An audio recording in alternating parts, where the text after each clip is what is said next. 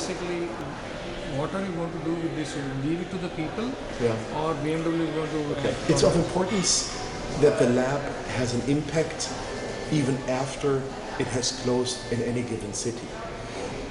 In New York, a rat-infested hellhole between two houses in the Lower East Side became a public park that was handed over from the Guggenheim to the city in a great shape, which it is now is in, and you still have some reverberations of projects that started when the lab was there.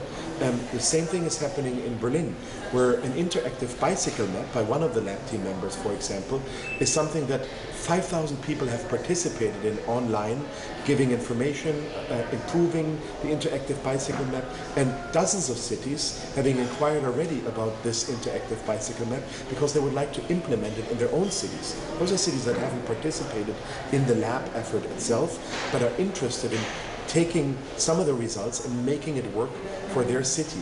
So the influence can happen in many, many shapes and forms. There's curators, engineers, and other people from all over the world that have visited the lab in any of those cities that it was already in, and they've taken those ideas back home with them. Certainly, the lab, the Guggenheim, BMW as a joint initiative, we can't make the changes ourselves. It's about people carrying on that idea and trying to change, and that is why it is so important that we think of empowerment and activism instead of just learning and listening. It is doing that leads to learning and not learning that leads to doing, and the Guggenheim Lab pays tribute to that idea. One more question. Will you partner with the government of these cities, the local government? Oh yeah. But the success of the BMW Guggenheim Lab is always being defined also in regard to how many institutions, museums, universities, colleges it was linking up with while the lab was in Mumbai, New York, or Berlin. It's not a UFO that lands somewhere and then takes off again. It is about being a beehive of activity where you have as many also NGOs and other organizations be part of that whole lab effort, which is crucial. How do you measure success? That's a hard thing to say. It's certainly not only the articles that you generate. It's not only the online visitors or the visitors on site.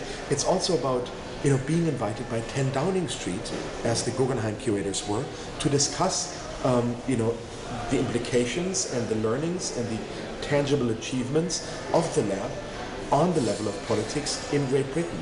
The curators have been invited to talk at the United Nations many times, to talk at Harvard University.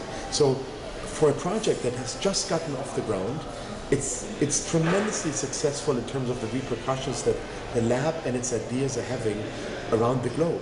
And we take the lab idea seriously in regard to that only after those 3 cities come to a close in terms of the first cycle, as we call it, in October, around October 2013, there will be an exhibition at the Guggenheim in New York that will also allow those cities that have expressed interest of hosting the lab to get involved with the exhibition that will also then travel to different cities, not limited only to the cities that the lab has been into. So we have the exhibition after cycle 1. The cities will continue in 2014. So there are many, many shapes and forms and ways in which the ideas, the ever-changing ideas, we have to look at it as a process, become implemented on many, many different levels.